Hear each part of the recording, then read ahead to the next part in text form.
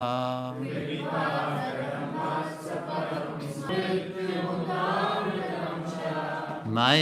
manushasya vadasya vadasya vidvan. Bolo.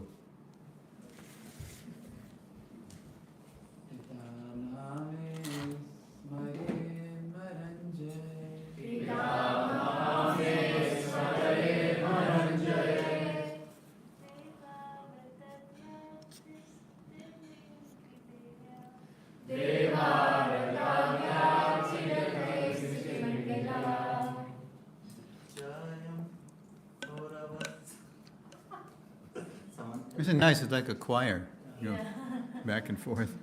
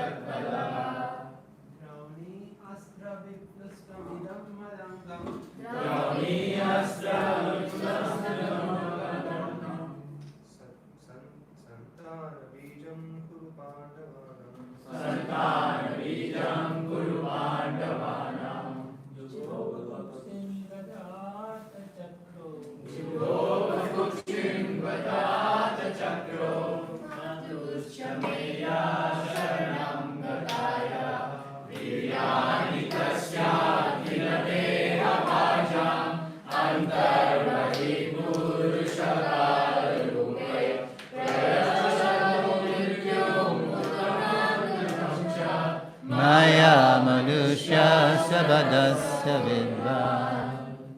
Now we do all the word for word. We can recite it all together. We can recite it all together. Like Together word for word. Yeah. Pitamaha, my grandfathers, the five Pandavas, Yudhisthira, Bhima, Arjuna, Nakula, and Sahadev, my Sambhare, on the battlefield of Kurukshetra, Amaram Jayai, with fighters who could gain victory over the demigods on the battlefield, Devavrata Adya, Bhishmadev, and others, Atiratai, great commanders-in-chief, Timingalai, resembling great timingil fish, which can easily eat large sharks, Duratyayam, very difficult to cross, Kauravasanya Sagaram, the ocean of the assembled soldiers of the Kauravas, Kritva, considering such an ocean, Ataran crossed it, Vatsapadam, exactly as one steps over a small hoof print of a calf, Sma, in the past, Yat Plavaha, the shelter of the boat of Krishna's lotus feet, Droni, of Ashvatthama, Astra, by the Brahmastra, Viplushtam, being attacked and burned, Idam, this, Patangam, my body, Santana Bijam, the only seed left, the last descendant of the family, Kuru Pandavanam, of the Kurus and the Pandavas, because no one but me lived after the battle of Kurukshetra. Jugopa gave protection, Kukshim within the womb, Gataha being placed, Ata Chakraha taking in hand the disc, Matahu of my mother, Cha also, Me, my, Yaha, the Lord who, Sharanam, the shelter, Kataya, taken, Viryani, the glorification of the transcendental characteristics, Tasya, of him, the Supreme Personality of Godhead, Akila Deha Bhajam, of all the materially embodied living entities, Antabahi, inside and outside, Purusha, of the Supreme Person, Kala Rupai, in the forms of eternal time, Prayatshataha, who is the giver, Mrityum, of death, Uta, it is so said, Amritam Cha, and eternal life, Maya Manushasya, of the Lord, who appeared as an ordinary human being by his own potency. Vadasva, kindly describe, Vidvan, O learned speaker, Shukadev Goswami. Translation. And then how do you do that? I'll just read it and then I say, you say that. You can read, you can ask someone else to read, whatever works. I can do. Translation. Taking the boat, this is who speaking? Right. Parikshit Maharaj. Taking the boat of Krishna's lotus feet, my grandfather, Arjuna, and others crossed the ocean of the battlefield of Kurukshetra, in which such commanders as Bhishmadev resembled great fish that could very easily have swallowed them. Who remembers the name of the great fish? Timingal. Once Srila Prabhupada was walking in Hawaii, and I know the beach, it's called Waimanalo Beach, and there's a big rock formation in the water, and it's gigantic. It's like a mountain practically. And so Prabhupada said, that is Timingal. That's the size of the Timingal fish. And it's like, whoa. And they can swallow, Prabhupada said whales. Here he said sharks in the synonym. Okay. By the mercy of Lord Krishna, my grandfathers crossed this ocean, which was very difficult to cross, as easily as one steps over the hoof print of a calf. Because my mother surrendered unto Lord Krishna's lotus feet. Who was his mother? Uttara. Right? And she was being chased by the Brahmastra that Ashvatthama had released. Entered her womb and saved my body. And that's how Parikshit got his name, right? Because he saw Krishna in the womb. Can you imagine seeing Krishna in the womb? Wow. How advanced is that? Seeing God in the womb. Actually, he saw Vishnu, but similar.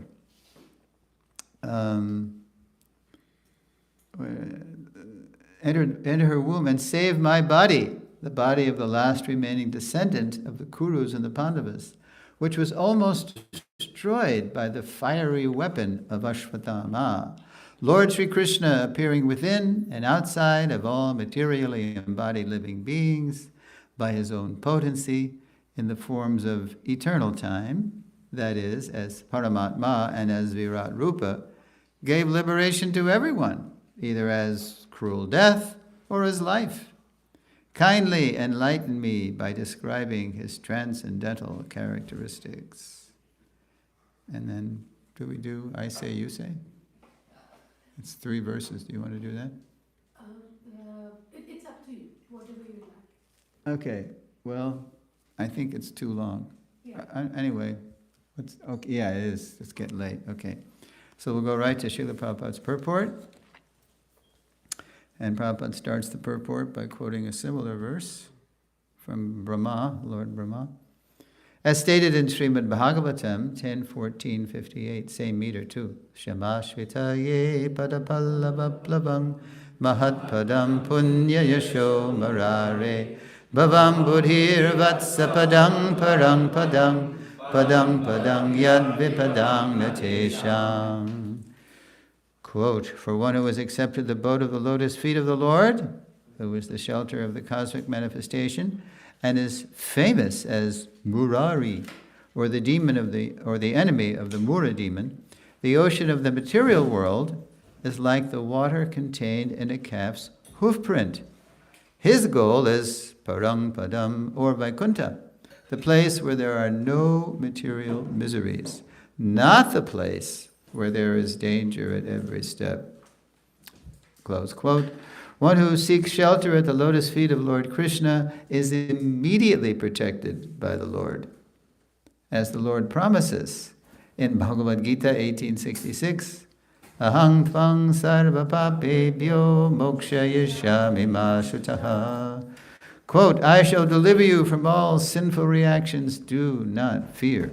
Close quote. By taking shelter of Lord Krishna, one comes under the safest protection. Thus, when the Pandavas took shelter at the lotus feet of Krishna, all of them were on the safe side of the battlefield of Kurukshetra. Parikshit Maharaj, therefore, felt obliged to think of Krishna in the last days of his life. This is the ideal result of Krishna consciousness. Ante Narayana Smritihi. If at the time of death one can remember Krishna, one's life is successful. Parikshit Maharaj, therefore, because of his many obligations to Krishna, intelligently decided to think of Krishna constantly during the last days of his life. Krishna had saved the Pandavas, Maharaj Parikshit's grandfathers, on the battlefield of Kurukshetra. And Krishna had saved Maharaj Parikshit himself when he was attacked by the Brahmastra of Ashvatthama. Krishna acted as the friend and worshipable deity of the Pandava family. Moreover, apart from Lord Krishna's personal contact with the Pandavas, Krishna is the super soul of all living entities, and he gives protection and he gives liberation, even if one is not a pure devotee. Kamsa, for example, was not at all a devotee. Yet Krishna, after killing him, gave him salvation. And even better is, who else came to Krishna as an enemy? And then he gave Putana, a whole baki, whatever it says in the third canto. You see, I saw the painting up there. Who did all those paintings? Prabhu. Is he in Toronto? I'm not sure if he's in Toronto right now, but before 2011. Yeah, before that time, I think. Okay. I'm not sure. I have to check with Maharaj. Yeah, it's amazing.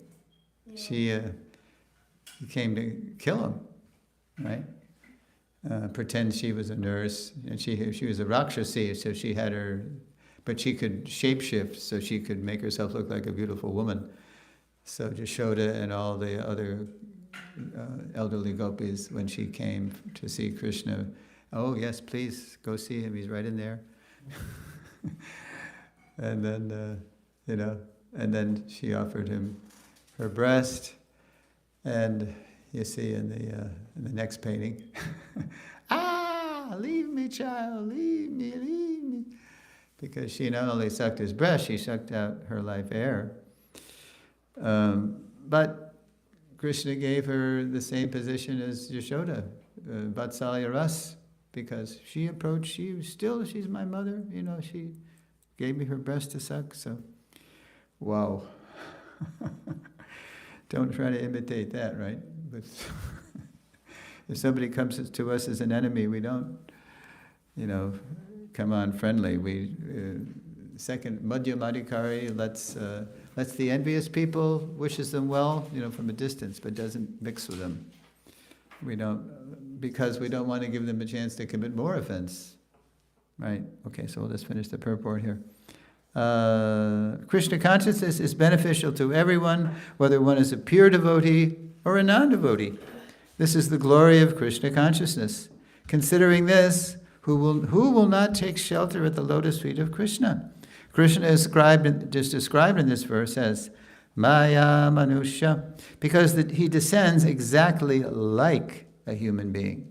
He is not obliged to come here like karmis or ordinary living beings. Rather, he appears by his own internal energy, sambhavam yatma mayaya, just to show favor to the fallen conditioned souls. Krishna is always situated in his original position as Satchidananda Vigraha, and anyone who renders service to him is also situated in his original spiritual identity, Swarupena Vivastitihi. This is the highest perfection of human life. Srila Prabhupada ki. Om Jnana Timirandasya Jnanam Jana Chalakaya Chakshurun Militam Jena Tasmai Shri Gurave Namaha. I was born in the darkest ignorance, and my spiritual master is kindly opening my eyes with the torch of knowledge. I offer my respectful obeisances unto him. So, this is really about overcoming fear by taking shelter of Krishna. It's a fearful place. Danger at every step. Just like we were on a walk with Maharaj this morning, and we were in the park, and all of a sudden there were these dark patches, and Maharaj said, "Watch your step, that's genuine dog poo." And that's nothing. I mean, you could, well, in Toronto, we don't get ice and snow. In Tucson, Arizona, we just regard it in the mountains and wave at it, it never comes down to where we are. But you guys have ice and snow. So in the winter, you can really relate to that verse, huh? Whoop. One false step and you're on your back. Overcoming fear. So at 8:15 or 8:20, I have to stop. But since I'm here in Toronto, I'd like to share with you, and I've told a few devotees already, that the original Toronto temple was where I first walked into a Krishna temple. In the spring of 1970, I was a young man, 23 years old. Now the body's 78, so you do the math. Whoa, 55 years. Where did the time go? Holy smoke. So spring of 70, why did I come to Canada? Because there was a big, bad war going on called the Vietnam War, which you've heard of, I'm sure. And it was so controversial. It wasn't like World War II, where we had there was no clear villains. It wasn't like, Hitler was just a madman. Like we have in our White House now, we have another madman. Enough said. Sorry, it's so embarrassing to come from America now. Oh my God. Anyway, sorry about that. We don't like him either. I mean, a lot of. So anyway, so we were, my generation. I was coming of age, in the 60s, and so the Vietnam War was a terrible. It was just a land grab. It wasn't about keeping the world safe from communism. It was an imperialistic land grab by the United States. So we, young people, we were protesting the war. Hell no, we won't go. Like that. And wow, there's so many things I can say about that. But and there was a draft. Draft means that you came of a certain age, and the young men, ladies now, are in the U.S. military too, but in those days it was just men, and so you came of a certain age, and you had to go in the military, unless you were a student.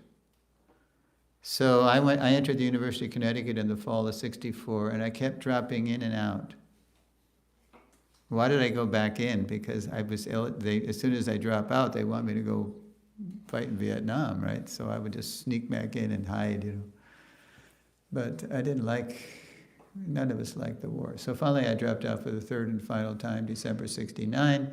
And then in the spring of '70, my mother wrote me a letter. I was down in Florida for the winter. I was just a hippie, doing a little work and experimenting with different substances. I survived by Krishna's mercy. And my mother wrote me a letter. She said, "Oh, son, your number came up in the draft lottery. You have to go. The military wants you." "Thanks a lot, Mom. See you later." So I hitchhiked all the way to Toronto from Fort Lauderdale, Florida. And what did I find when I got here? I found 10,000 Americans just like me, because Canada was sympathetic to us. They didn't like the Vietnam War either, and so they were welcoming us into Canada. 10,000 of us. So, and I was just a young guy. I didn't have any money, or I didn't know anybody in Canada, but I knew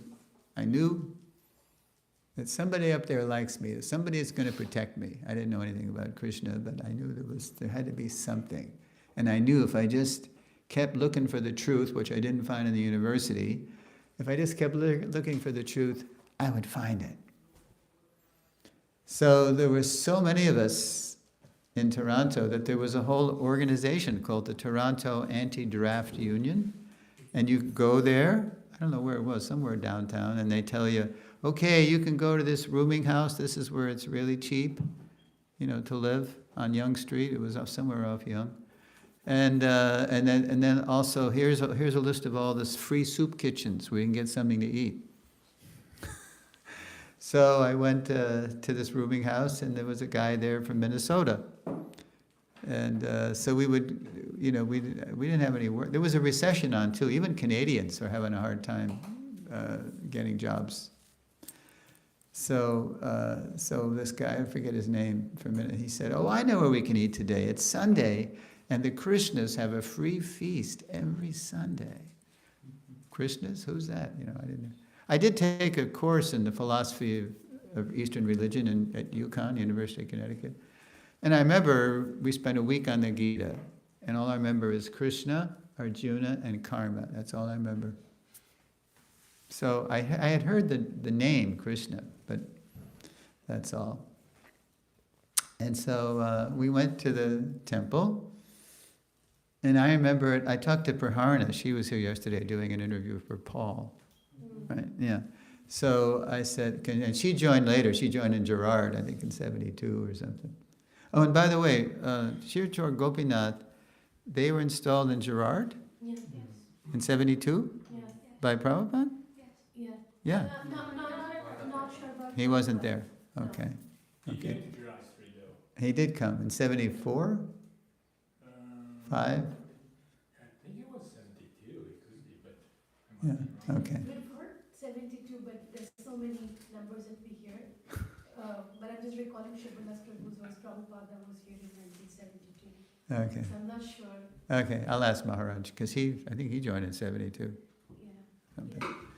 Okay, so we went to this temple, and it was painted all different. Now it's just, as Praharna said, it was all redone, but it was like painted perfectly for the time, because it was the time of the counterculture.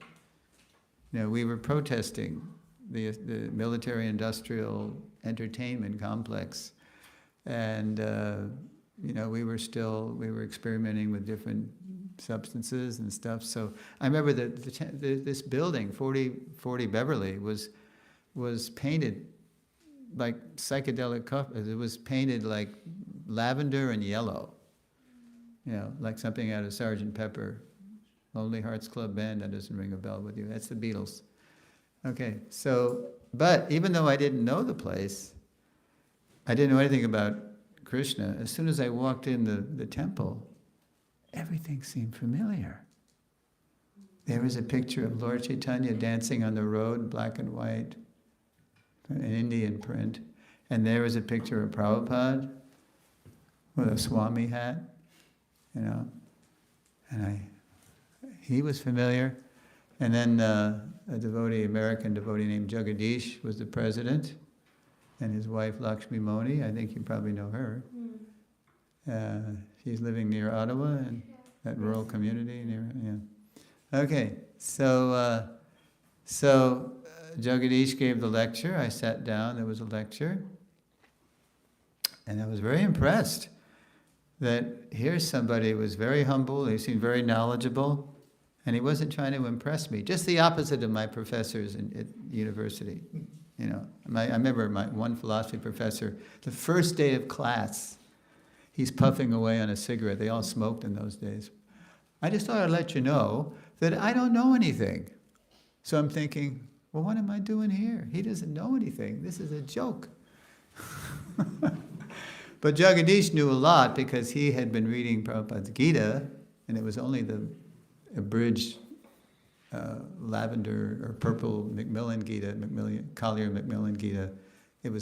We didn't have the rights. The BBT didn't have the rights. It was a Macmillan. And so it was only a third of the manuscript. They were afraid it wouldn't sell if it was too big, you know. So, so I was very impressed with the talk. And then there was RT, and Mother Lakshmi Modi, she was flicking sticks at some colored lights. I didn't know what she was doing RT. I didn't know that, you know. So there was just on a mantle, there was I guess there were little deities or something. I don't know what it was. I didn't know anything. But then they started, during the kirtan, they were singing Hare Krishna. And that I really knew. Whoa, I knew that. No one had to teach me the mantras. Like, whoa, I know this. So I felt like I was totally at home. Wow. And then, of course, the feast came, and that was the closer, right? You know, I remember drinking, I had a cup of sweet rice in my left hand. I didn't know you're not supposed to eat with your left hand. I was getting high on sweet rice, right?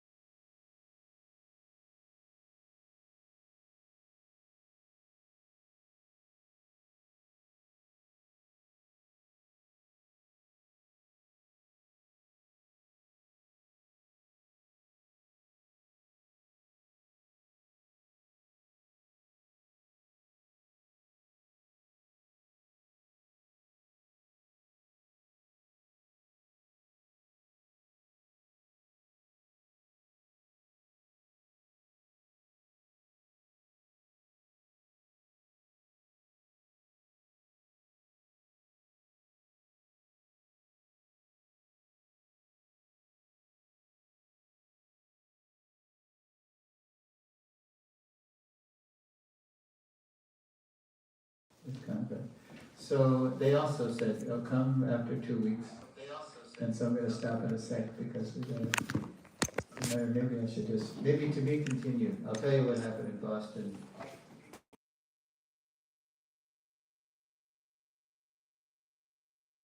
The Academy, so to be continued. But I became fearless by taking shelter of Prabhupada's movement.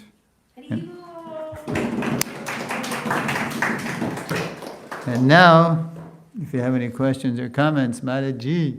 How long did you chant on those beads in the bronze? You mean at one time? Or you mean? No, like how long? Oh, did I you see. chant Yeah, I for see what how you many mean. years? Yeah. And when did you get your normal beads? Yeah. Okay, so let's see, I got there in April to Toronto, and I think I went to the temple in May, and I went back to the States in June. So it wasn't more than a month that I was, paper bag, sadhaka. There were no, I guess they had bead bag. See, in those days, like if you hear the Lilamrita, you know that the way they used to buy beads at bead shops, Tandy's bead shop at near 22nd Avenue. And then they'd string their own beads. That's what Prabhupada had them do, out of some strong cord or something. And because Prabhupada said, so today's Janmashtami and tomorrow's initiation, they didn't know what Prabhupada meant. Far out, man, yeah, initiation, what is that? I don't know. Let's do it, So it was about a month. Maharaj said that you do a very wonderful imitation of Srila Prabhupada, and no one in entire ISKCON does that. Could you show us some? Well, but I get in trouble for that. Oh, really? Yeah. We can turn off the camera. Okay, well, you asked me, when did I get real beads?